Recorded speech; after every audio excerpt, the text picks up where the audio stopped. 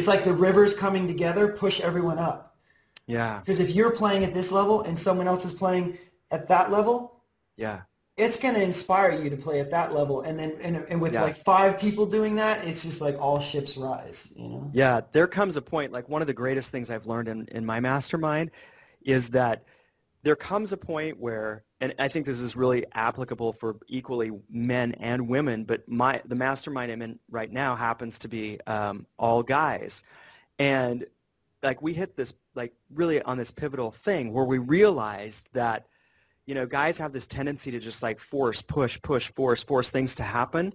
And it was just this like amazing like discussion one day in our mastermind where we said, somebody brought it up, like, what if we stopped trying so hard to like push and like started allowing ourselves to be led with our heart instead of with all of the force and the effort, and then kind of play around with combining those things rather than just trying to force everything and push everything all the time.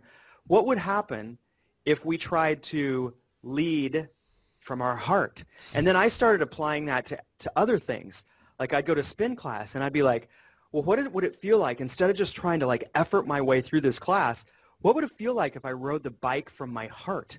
And I started having these amazing experiences of I was able to go literally like transcend and go beyond anything I could ever do by physically trying to force myself to do it just from the physical. It was like tapping into this other realm. And I think that's something that's like very fresh for me, but it's hard to even describe it and put words around it. This is our intuition or our gut instinct or our divine guidance or our internal wisdom or whatever you want to call it. And it's so much more intelligent than this. Yes. And as an entrepreneur, if you're just using this to make decisions, it's not going to work because there's too many decisions you have to make. So it has to come from here. It has to be like, what feels right? Does working with Michael Knouse feel right? Yes. Okay.